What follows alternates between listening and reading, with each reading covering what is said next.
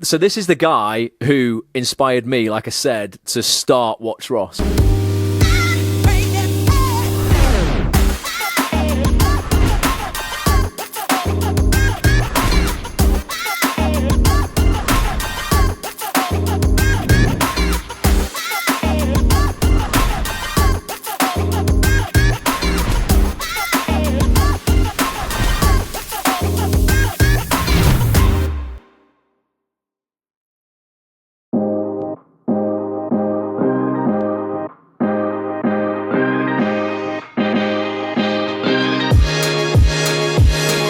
Welcome everybody to episode 23 of Watch Ross, the one that we've started filming before we've even edited 22. So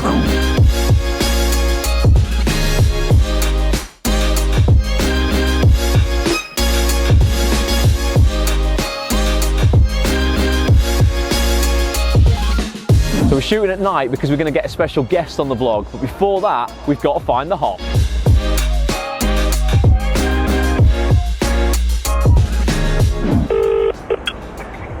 How we doing, hippity hop? You finding it all right, or what? I'm nearly here, yeah. Oh, it's nearly here. Fantastic. Can you see any NCP car parks? I can tell you what I can see. Yeah. I can see a bus. Can you see a number 50? Because and a number 40, my eyes aren't great, 43. Because I can see them. No, I'm outside Ibis. What do you want to say to the vloggers who are watching right now? I want to say, get ready for something spectacular this evening, vloggers. Spectacular.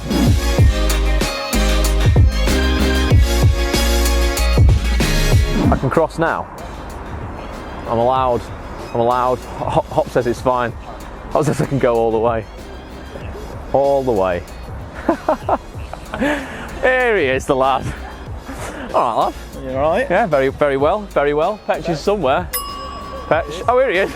I have no idea. Literally. Petch is risking his life for the vlog. That's what I like, Petch. Right, we've got to find somewhere warm and tell everybody what we're doing and why we're vlogging at night the day after we finish vlogging and we've not even edited the last vlog. Let's talk about that. Let's talk about that.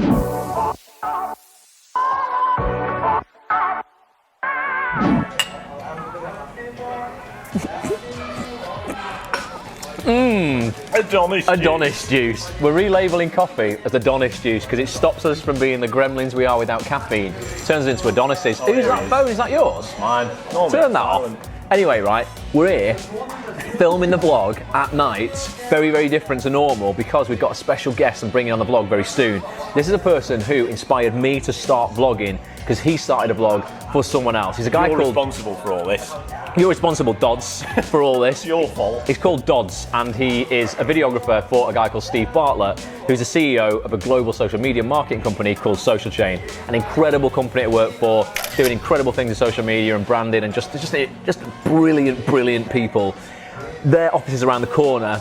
Doddz messaged me on Twitter last night to go, mate, I'll be on your vlog, because I'd asked him previously. So that's what's going to happen. We're going to go and see Doddz and have a great time. There could even be dogs involved. Dogs and Doddz. Dogs and Doddz. Let's go.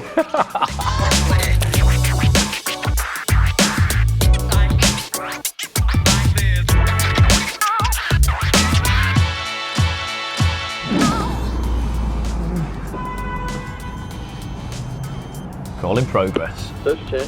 All right, Doddz, it's Ross, mate. Hey, buzz up. Cheers, mate. Hey, I didn't know what side it was, man. Which side we coming? This is Sean. Yeah, it's expanded, I think, since you're here. Yeah. Before as well. So this is obviously the kitchen.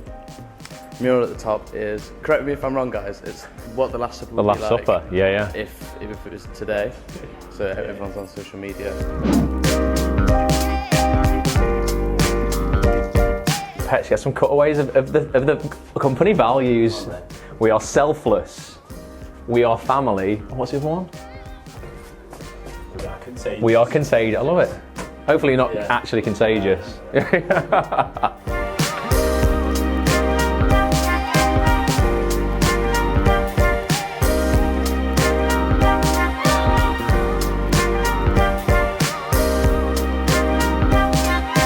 Petch, I told you there would be dogs involved. Two of the best looking dogs in the world.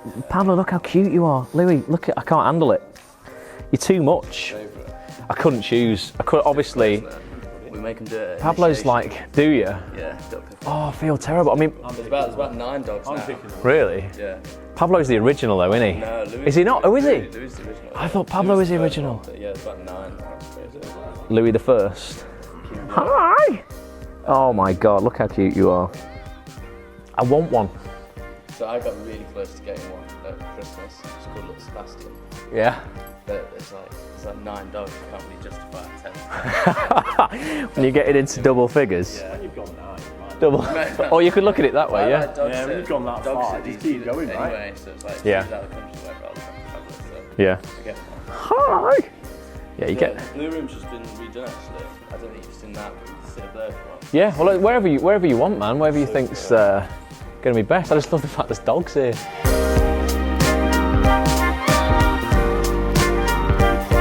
So, right, we're testing out this new microphone again. We used it on the last vlog. Hopefully it's going to work. We're going to just pass it around. Touch wood, Doddz. This is the Blue Room at Social Chain. You've just seen some of the office. It's literally just an incredible place to work. Well, I imagine it is, Doddz. Yeah, I can vouch. It's an incredible place to work. Absolutely. Bit awkward, this, isn't it? Like this, but it's all right. We're gonna. You don't want to use that one? No, it's fine. We're gonna roll with it. First of all, Doddz, right? So this is the guy who inspired me, like I said, to start Watch Ross. Like, seriously, I knew vlogging was a thing, but I didn't realise it was kind of accessible because it's just documenting your life. You don't have to necessarily create anything or make stuff up. I know we mess around sometimes and we do little features, but it's like ultimately just documenting behind the scenes of our lives, what we're doing, the business, all that sort of stuff. And I think that's interesting. I watch other people's vlogs and I'm like, they might not think it's interesting, it's just their life. I think it's interesting because it's not my life. There's quite a few people out here I know are thinking of starting a vlog. Literally had an email 10 minutes before I came in here off a girl called Paula Brett. Shout out to you going, I'm going to start a vlog. It's terrifying, but I'm going to start it. What would you say to anybody who's like, vlogs aren't a thing, they're just extra things? I mean, what's the value of it? And what would you say to anyone who's like starting off? Well, Take first the mic, of Doddz, all, I'm going take to take the it. mic. First of all, thank you. That's very touching. I didn't know that. Seriously, man. That's really nice. Without you doing the vlog for Steve, wouldn't have started this. This is your fault. Your fault, Doddz. Yes. Yeah. Yeah. Well, I apologise for that, but thank you. That was very nice. But if you're going to start a vlog, I would like just 100% just absolutely start one. I just think that it's just fun. Well, it's fun for like a couple of reasons because it's good just to document, just to look back on it in a couple of years' time. These sort of like, I mean, you're growing a business. It's just good to like document that. It's just fun to sort of put yourself out there. It's like not a lot of people do it, and people actually do find it interesting. Like people are just nosy, aren't they? Yeah. So people just like watching other people do their job. So there's lots of pros and cons. I think just as a creative, it's quite cool because it's just like a creative challenge every single day or every week or however often you put them out. But I would just 100% do them, and I would do them under the impression that nobody's going to watch it for like a really long time. And like, I wouldn't necessarily buy all the gear straight away. I would do it on your phone and just like make them rubbish, but just do them, like just have fun doing them. And then if you do, like, people always message me and they're like, oh, what gear should I get? I was like, just do 100 episodes first before you spend thousands of pounds on equipment. Doesn't make any sense. Like, Oh my God. if you're committed to it, but if you're committed, you're committed. But I would just say, well, we did it as well. We had like cameras and stuff, but for people who can't afford that and they're going to spend thousands of pounds on equipment, that doesn't make sense. But yeah, there's lots of pros, not too many cons. I don't think. That's it. But we're going to keep passing this around. But yeah, I agree with that. So you started daily vlogging recently. I don't know how often you're still doing that, but you were doing a literal thing where you just pulled your camera out. Look, I'm not necessarily super confident on camera, but I'm going to pull my camera out in really like public places, like on a packed train when there's everyone around you and you're just like, sod it, I'm going to pull my camera out and start speaking to it. Hello, so this is diary entry, whoops, number 15. How has it helped you vlogging in terms of like your confidence of just getting comfortable in front of a camera? It's definitely helped. So that was the intention, that I wanted to become just a more confident person, and then part of that is becoming more confident on camera.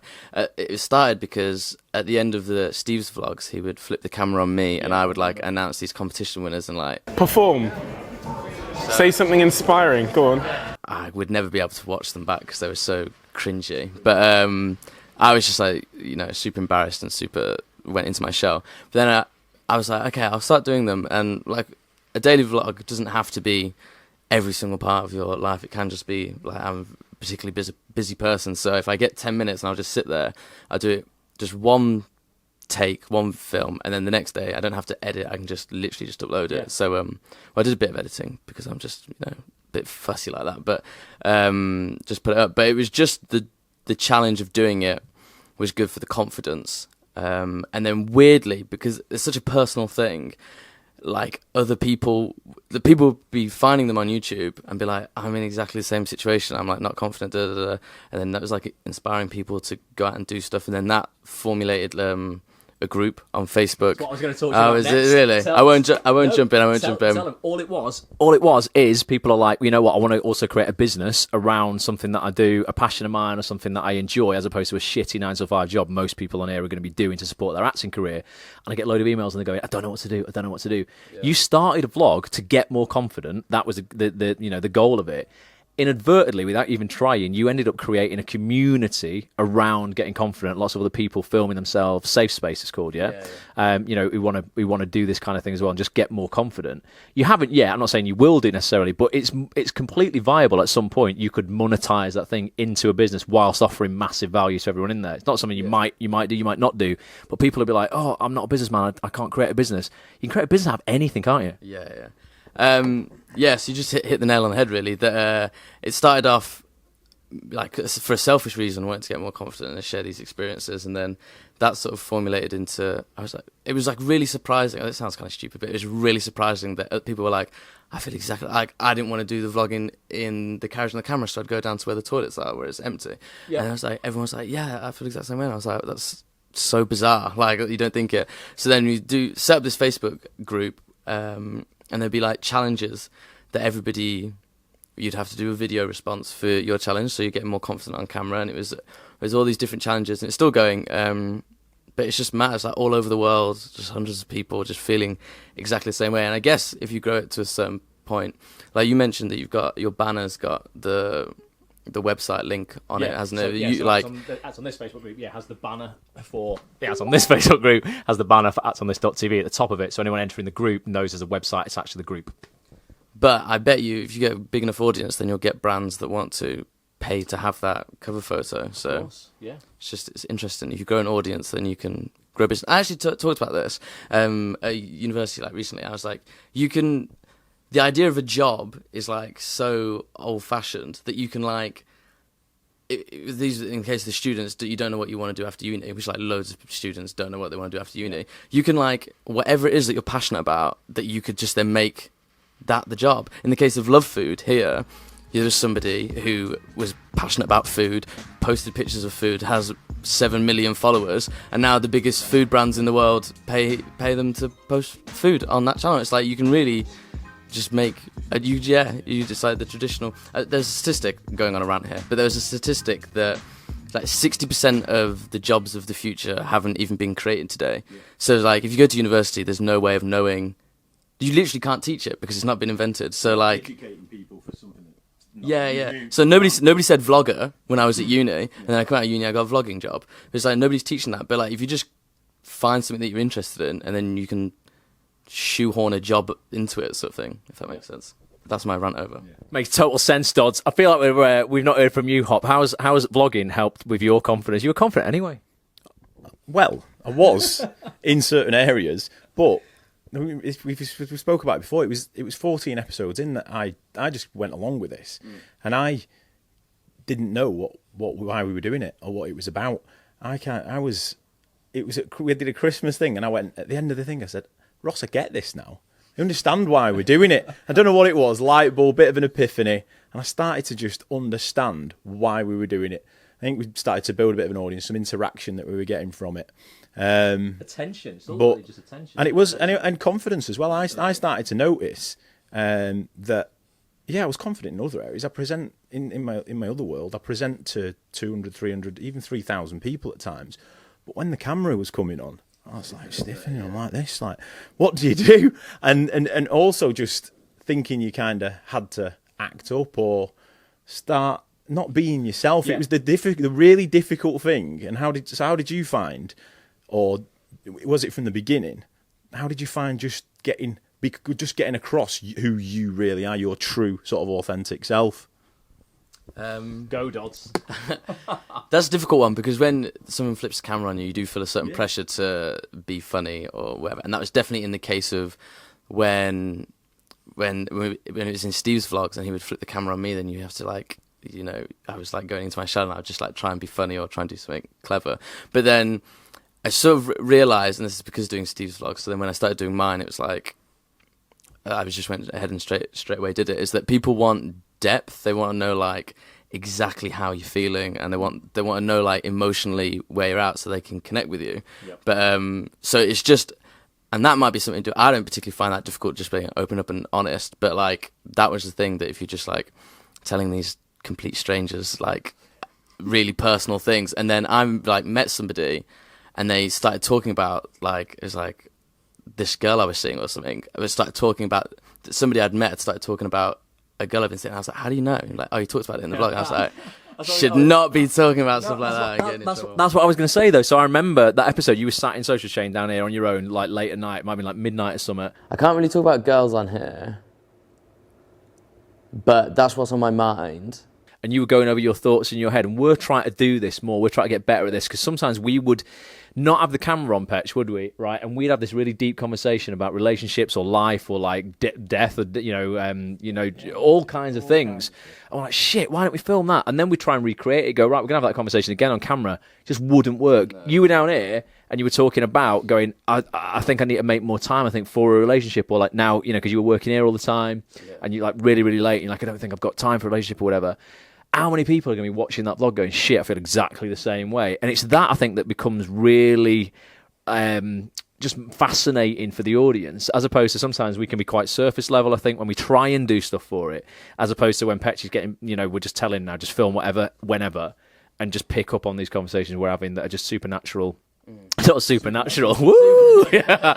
But that are just natural. Yeah, definitely go. There's ghosts in it, and that sort of stuff. So what have you found? Because for me, it's just been repetition. What have you found that's helped you kind of open up and be more vulnerable? Because vulnerability, I think, is one of the most powerful attributes you have as a human being. Have I found opening up? Yeah. Did you shit yourself at first, and now you're getting better at it? Are you talk more open when you're not on the vlog? No, I'm just.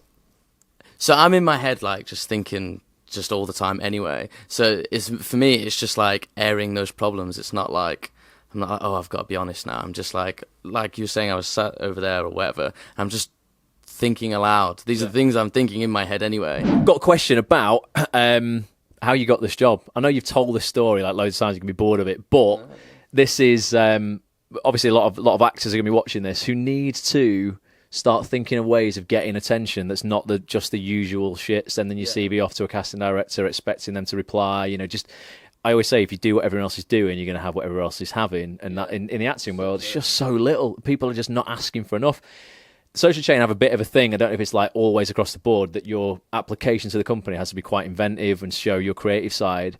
What was your application like? It's a fascinating story. And what would you say to anybody who wants to kind of, I don't know, go about doing things differently and getting noticed? Just tell them what you did. This is something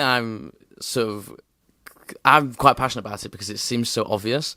But when I was at uni, it was like, I always had this idea in my head that it's not factually correct, but there's going to be 100,000 students all over the UK, and they all want the job that I want, because there's 100,000 graphic design students going for a graphic design job. So like, if you think about it like that and put some perspective on it, then, and you think that 97% of them are going to send the same email to that one person, then it makes no sense to send that email as well, because it doesn't make any sense. Like, it doesn't make any sense. So you have to, and I've always done it, and in the case of Social Chain as well, I was just like, well, if this is what everybody else is doing, then you must, just do not do that and just do something else. Putting a personal touch on it is always like good, because then it shows that you've put some attention into it. So in the case of, I was getting some work experience and spent 2 minutes on LinkedIn, found the guy that was going to hire me. He went to the same uni I did. So when I sent him a letter, it talked about LRV, like League Road, things that nobody else apart from him and me. So there's like a bond there. So then you get your foot in the door. But in the case of Social Chain, so this is quite a cool place to work. You can imagine they get a lot of applications, so they don't take CVs. They don't accept CVs. So you've got to apply creatively. So they suggest you like find out who it is that you want to send it to and sort of find out something personal about them. So Hannah Anderson, for example, she works in Media Chain and then she's really big into Harry Potter. So she gets sent now lots of Harry Potter things. Right. But so I discovered Social Chain and I became like totally like more than I'm proud to admit, very obsessed with getting in. So I was like, I'll bide my time and I'll wait for an opportunity to present itself, and then I'll be reactive because that would be like a good thing. And then a couple of weeks went past, and they won a drum award for best marketing agency in Europe. So the thing was that you could describe them as a big fish. So the next day, they went on the Wednesday. On the Thursday, I bribed the building manager with 4 Coronas, 4 beers, Tony, and then flew a 5-foot big fish, helium fish with like fins to propel itself in. So I was remote control at the bottom of the stairs, as you saw. Flew it in, and then there was an envelope dangling down with a memory card in with a video explaining that Steve was doing these vlogs once a week and he should do them every day to get ahead of the curve, and I could be that person to do it in, but not like overselling, because the video hopefully that was doing the video on the memory stick was hopefully doing that for me. Yeah.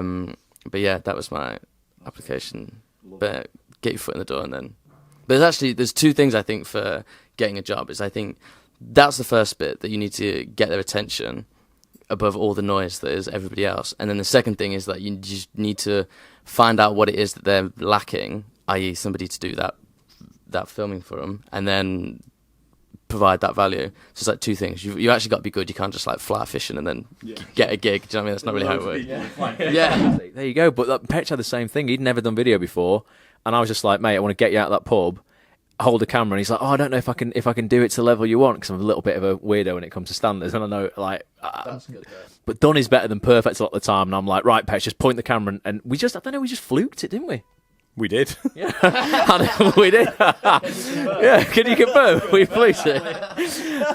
Yeah, and then we just got better through repetition. Do it. And just keep improving. But don't worry that you've got to start somewhere, and it might not be perfect. But I think leading with value initially, and then going in for the ask is just better than just sending a CV and going in for the ask. I did that with casting director. I got in touch with the casting director and said, I know your website's rubbish. No offence, but it is rubbish. I do web design. I'll design you a great website as long as I can come in and do it in your office. So I'll take my laptop and I'll design it in your office so I can be around you and I know what's going on. Just another way of, kind of getting closer to the sun, so to speak. Pablo's snoring. What do you think, Pablo? I found this interview fascinating. He's heard that fish story too. He's done that. Right, what I do, Doddz, this is all right. So ultimately, that's just a part of this interview about vlogging. If you've ever thought when you're watching this vlog, I should do a vlog, just do a freaking vlog. Pull your phone out and start a vlog. Start doing it on Instagram stories. It doesn't have to be like with a camera and a Petch or a Doddz and a microphone and a hop and a dog. We're going to call this section Dogs and Doddz, by the way.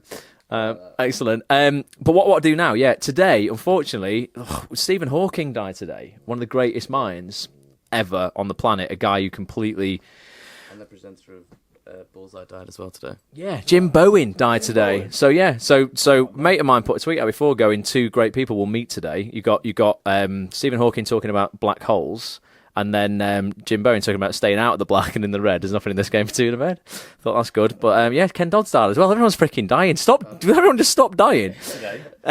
But because he was a great mind, I've taken like some of his best ever quotes, right? And what I want to do is I'm going to divvy out a quote to you, Doddz, a quote to me, a quote to Hop, and a quote to Petch. We're going to get you on camera in a minute, Petch. And I just want you, I'm going to read... Do you like being on camera?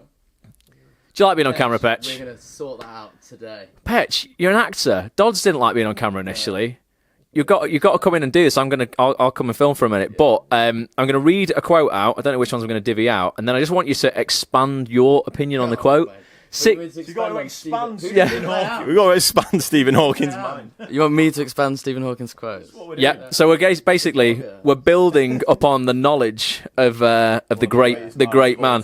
Here's one for you, Doddz. So he said, "Remember to look up at the stars and not down at your feet. Try to make sense of what you see, and wonder about what makes the universe exist. Be curious, and however difficult life may seem, this is the big bit, however difficult life may seem, there is always something you can do and succeed at. It matters that you don't just give up. It's all about giving up. Yeah, that's good. And you want me to expand that? I mean, he's done a great job. Yeah, I like that.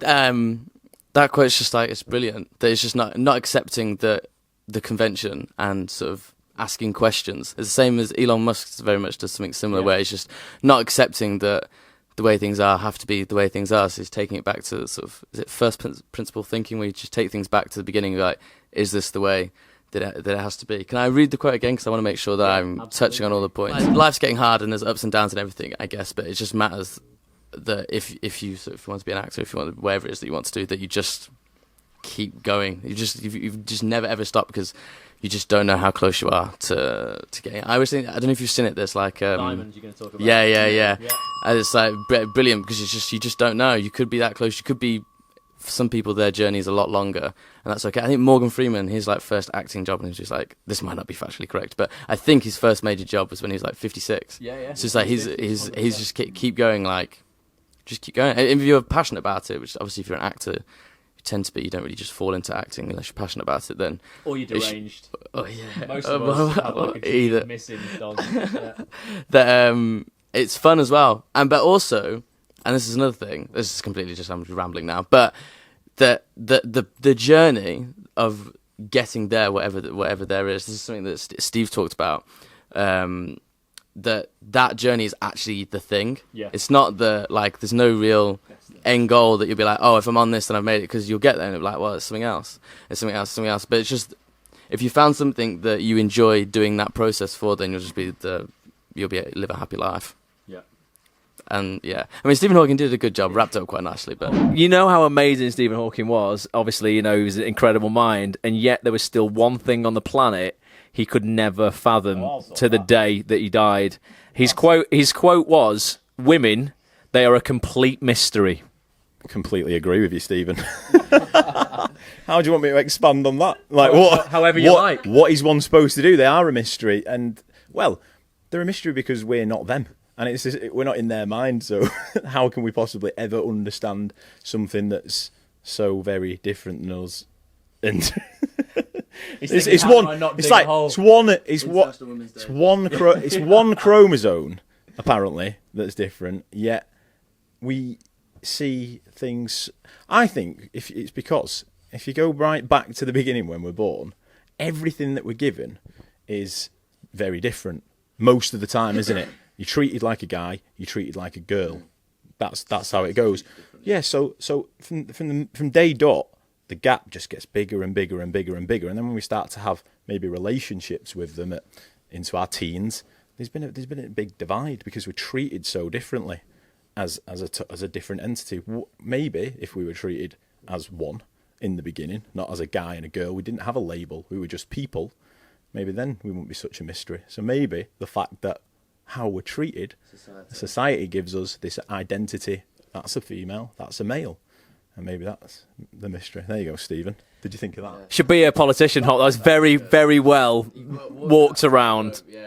So do you agree with, I guess you're on board with Asda, who now, I think it's Asda who no longer have a kids, like girls and boys clothing range. It's all just kids, not just like, it's in this whole gender thing that's going on. Yeah, I'm down with that. Good on you, Asda. Good on you, Asda. I think it's Asda. If it wasn't Asda and it was Tesco or someone like that, then apologies for giving Asda the credit, but it's something like that. No, I think you're right. My job is not to expand on this, because I'm just giving us each a quote, but... you can ask yourself a question. You can ask me one. Yeah. I'm going to find one for me. Well, go on. Ask me one there that's not... So there's only a few. Yeah, look, those in a row. I believe the simplest explanation is there is no God. No one created the universe and no one directs our fate.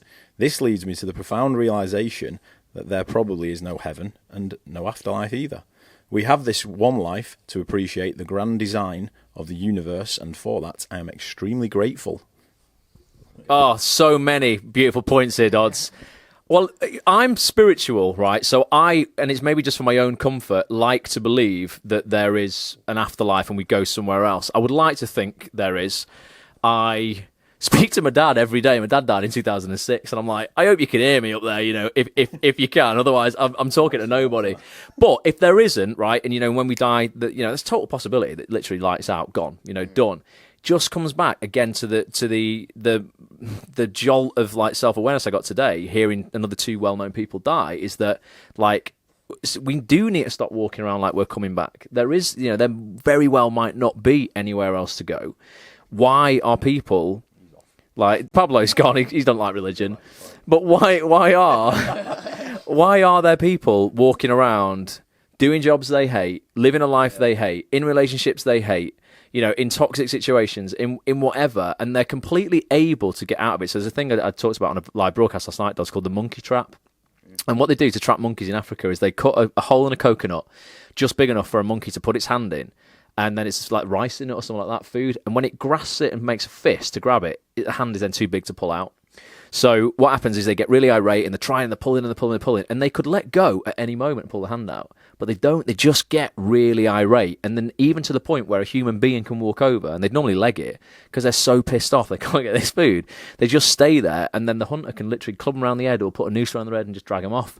And I think in life, like, it's a proper powerful metaphor for what we do. I think there's a lot of people, myself included, I've realised this week, who are holding on to shit for dear life that's actually not serving them in any way positively whilst the years are going by. And there's going to come a point where we wake up and go, holy shit, I'm 91 and I can't do all the things that I wanted to do because I've been holding on to all this nonsense for all these years. So I think mortality is just a massive thing, whether there's an afterlife or not. Like, live now. Heaven is a place on earth, as Belinda Carlisle said. Let's not wait to go there. Let's not wait to go there. I think, honestly, something Gary Vee says, you'll see in his vlogs, and he says, listen, you've won the lottery when you were born a human being in this country. And, and we're so fortunate, like, when you look at politics and the roles that we're given in life, for white males, the most privileged race on earth, in a world and a country that's one of the richest countries on the planet, why are people walking around complaining about stupid shit when it could be over like that, and there's no coming back and there's nowhere else to go? So well done, Stephen, and I hope you are somewhere else. You're not just lights out gone. I hope you and Jim Bowen are having a game of darts and a pint of beer. Petch, do you want to do a quote? Battery's nearly dead. Well, it doesn't matter. Is that an excuse? He's saying the battery's dead. Is it flashing or is it on 1? It's on 1. Well, that's not nearly dead then. It's been on 1 for a while. Don't matter when the battery starts flashing. That's when it's nearly dead. Maybe from over there, I can't see it. No, of course you can. You come in and you sit here, and I'll come and sit behind the camera. Come and get behind the. Come and sneak in here. Now Pablo's gone, and I'm going to give you something to expand upon. Petch, Spider Kid's coming in. Spider Kid does whatever Spider Kid does. Right, Petch. Your quote of Stephen Hawking is. Lost them, Stephen. Oh. Well, it's a very easy one. You know this because you saw me copy and paste this off the internet before. Life would be tragic if it weren't funny. I agree. Expand on that. What's that about? What's that about? Laughing at yourself or what? Or the world? Or No, yeah, I think you've got to, and I've had this problem a lot growing up, that I took myself too seriously. Right. And difficult to imagine that in your no, I did. I used to. When I was little, I was like, oh, when you're older, you have to wear a suit. And I walked around the house. I remember doing it, like, in a shirt and tie and pretending that I was older and being dead serious. And when people would have a laugh with me, or, like guys do, they have banter and stuff like that, I'd get really offended by it. And I'd be like, proper on the defense and really upset. And why are people taking me seriously? Blah, blah, blah, blah, blah. And it's only in later years that I've gone, actually, yeah, you've got to be able to laugh at yourself, because if you don't, then you're dying, right? You're struggling. Yeah, you're definitely struggling. I mean, like you take the piss out of me all the time for my height. And you take the piss out of my little ball pad. Exactly. Do you know what I mean? Yeah. But there was a time when that would really grate on me. Yeah. Like, I'd used to stand on yellow pages just to pretend to be taller. For a right hook once. No. It won't reach me, but... I'll reach up and bite your ankle, mate. See what I mean? But no, yeah, I think... Yeah, life. It cut off, so I don't know where we got to with Petch, but he basically said, thank God it's every day, life's for living. You've got to laugh at yourself, otherwise what are you going to do, cry? I'm sorry about that, Paige. It's the story of his life, isn't it? Literally the story of his life. So yeah, I just want to say thanks. Cheers for like literally being the inspiration for starting this. Yeah. Thanks for talking to us. If you've got any, I mean, what would you say to people watching who are just like maybe wanting to do a vlog or wanting to do something to get noticed, change a job, get out of a situation they're in? Oh, and we've also got you a little present here as well. We've got a first edition Master Monocle t-shirt. You wear white, obviously, because he's got white on. I've got your I got you. Oh, did you? Yeah. Oh, I got your a medium one. I like that. We've got edition 1. We've got our QR code. QR code on the back there, and then it says, "Act with class." Always act with class, Doddz. Don't act with anything but class. And then you can join the Facebook group as well there. That's first edition. So what would you say to people who are just like too afraid to start or want to make a change in their life? Perspective is just huge. If you realise that you've only got a finite amount of time left, and you wake up in the morning and you say, is this what I want to be doing today? And it's not. And it's like that consistently for a period of time, then you just really need to look at what you're doing. And I think everyone knows, like, everybody knows what it is that they want to be doing. Yeah. But they're like, oh, X reason I can't do it, da, da, da, da. And you just need to be like, you haven't even got, if you, there's also, I think, this is off on a tangent, that you think that, oh, I'm going to do this, then I'm going to have to be the most successful, da, da, da. You can just stay in your lane, but you can be like, you may earn less, but you'll be more happy, and you'll just have to weigh up whether or not that's worth it. And I think if you think about it, you'll realise that it's worth it. But you don't have to be the most successful vlogger. If you just like vlogging, then you can just stay. If you have, like, 1,000 views and you're just happy with 1,000, you can just stay in your lane. We would love 1,000 views, Doddz. You can get 1,000 views. But yeah, I would just say, just really think about if you're happy or not, because happiness is just it, really. Yeah. Which is super cliche, but also it's cliche because it's true. Yeah. Think of what we've been talking about. Make that change, as Michael Jackson would say. Man in the mirror and all that. Want to make the world a better place? Take a look at yourself and make that change. There he is. You got to get it. You got to get it right while you've got the time. Then you close your eyes and you close your mind. Something like that. Anyway, Michael, he's up there with Hawkins and Bowen. They're having a party. They're having a party. They're having a good time. That's what the noise is. Yeah. Hope this has been useful. We're going to go and spend some more time with the dogs. Dogs and Doddz. Sliding in like a pro. So there you go, back on the mean streets of Manchester. I don't know how much footage we got there. I think we've probably got plenty for this episode. I want to include a lot of it because I just think a lot of what we spoke about there was legit and is going to give you guys some value. So this is like a very different episode, one location. At night, one chat before we've even edited the previous episode. Let us know what you think. Tweet us, Instagram us, handles are the same and everything. Mine's at Ross A. Grant, at SJ Hotwood, at The Real Pets UK. Let us know your thoughts. And we'll be back, episode 24, maybe with another guest, maybe with some more dogs. I don't know. Until then, bye for now. Ooh, baby, do you know what that's worth? Ooh, heaven is a place on earth. Thank you so much for watching this episode. It really would mean the world to me if you would leave a comment telling me what you enjoyed and what you would like to see more of next time. If you want to catch more episodes, head over to facebook.com/watchross or youtube.com/watchross. Make sure you subscribe and turn your notifications on. I'll be back real soon. Bye for now.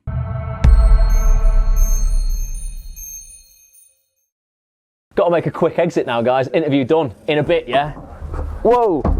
Oh, you get a bit of speed up on that. I wasn't expecting that, Louis.